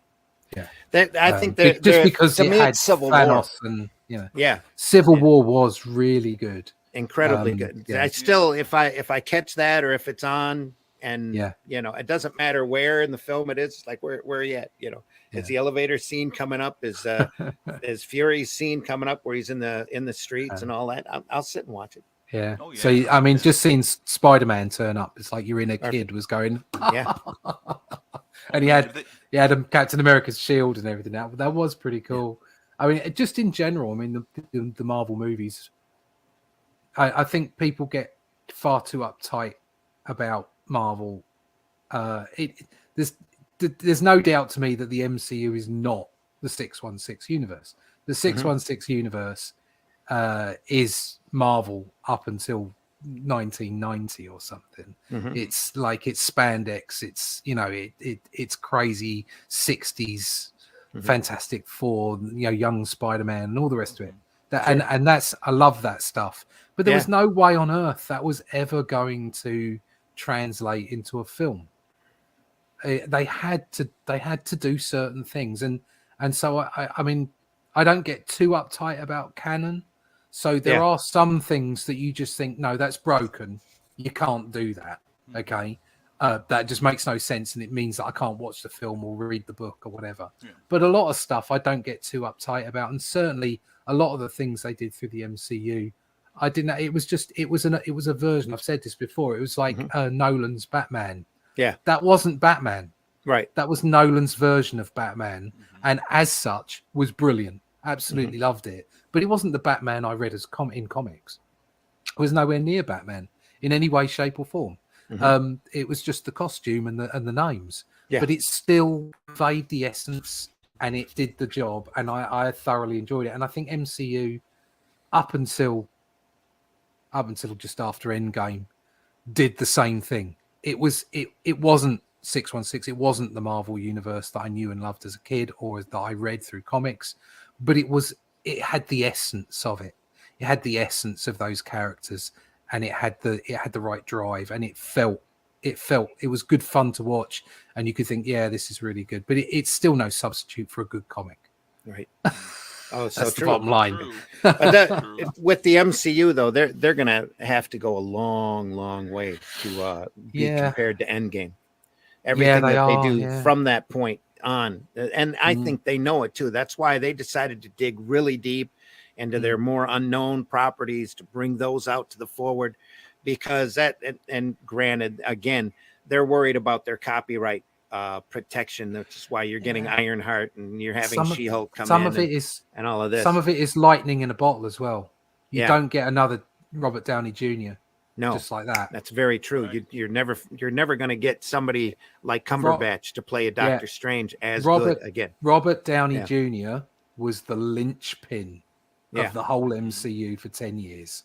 Yep. Yeah. I've followed relatively closely by the guy that played Captain America.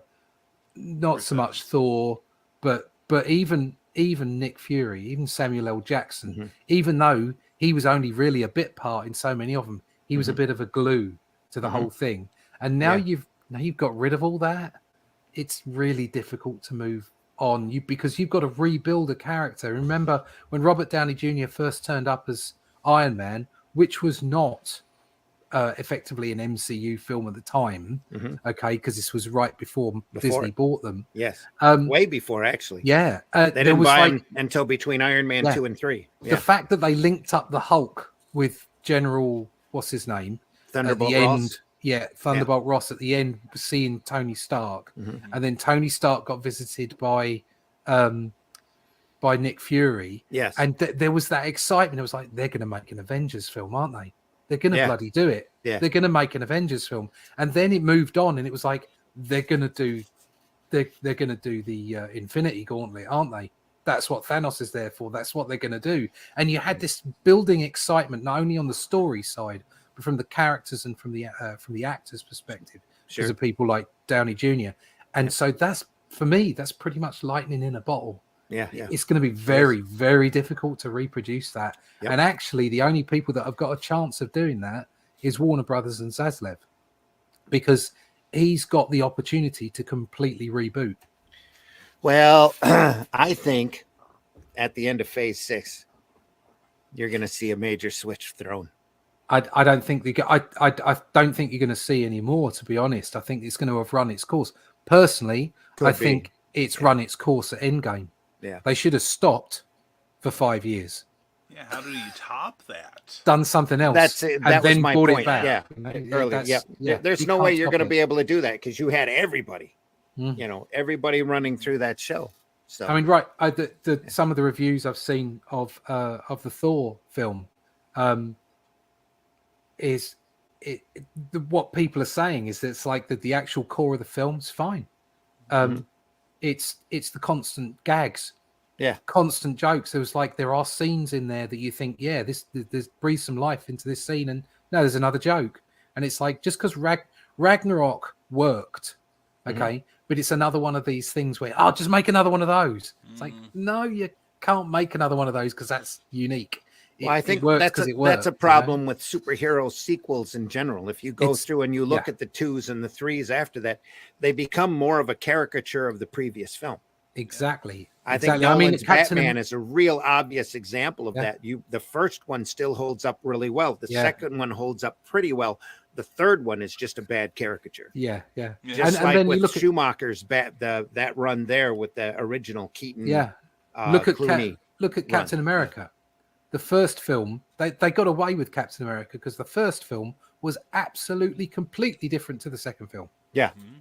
And that's why they got away with it, because they didn't try to have, let's have number 2. It was like, it moved on and it was, I mean, you have to say. The character was evolving all the way through. You have to say that first 10 years, that was genius. Yeah. It was genius storytelling and creativity and using the source material to a really effective way.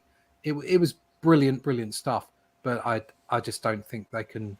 I don't think they can come back from what they've got. I think that's. They're not. It's an ever declining popularity. Yeah. No. Yeah.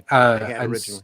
And that's why I would say, I think Warner Brothers does have an opportunity to do something with the right people, with the right talent, people, and the right timing. Yeah. And the right timing. They could like, because obviously they got rid of Batgirl and what have you. I don't know quite what they're doing, but they seem to be thinking, no, what we want to do is we want to cut the slate clean. And they've got a dog. They've got a dog of a film because they've got the Ezra's got a bad rep, and he's gone through and screwed up the publicity for that film. Heard's gone through and screwed up the publicity for Aquaman 2. They're at a point where in the merger, from the way I understand it, that they can take all of the production money that they've spent on any project from the time the merger was talked about to the time that the merger went through, they can chalk it off as a solid loss and write it all off. They can just say, write it all off. Yeah, that's right. And that's what they're doing. They're going through and looking at the projects, the ones that are done at Black Adam, Shazam 2, already in the can, they can't stop. So they're going to go through and do that. But the stuff that they can stop and write off, that balances up against their $3 billion in deficit that he had when he inherited that company. So that's going to try to balance out that scale. It is a pity because I'm very much a proponent of separate the art from the artist, and it's a pity that those films, whether they're bad or not, I don't know, but it is a pity for the people involved in them that they're being stopped. Yeah, well, I think and you should be able to. This whole idea is like I was saying with actors being more important than the stories and the films. Right. It's like it shouldn't make any difference that these people have been bad boys and girls outside of what they do behind a camera or in front of a camera, should I say, because you should be able to separate the two. Yeah. But there's going to be people that, will go to see The Flash and like 2 years ago, they'd gone, oh, that's The Flash. That's Barry Allen. Yeah. Now they're going to be, that's that crazy cult guy. Yeah. What I think they're going to see with both of those movies, though, is they've already pared down Herd's part in Aquaman 2. They're going to do an emphasis on the adventure. They're not going to promote the Flashpoint as a Flash movie. They're going to promote it as a Flashpoint movie. Yeah. And there's rumors now that they're bringing in everybody that they could possibly recreate that's ever been in cinema to show that it's all multiverses that are going on and everything's been shifted.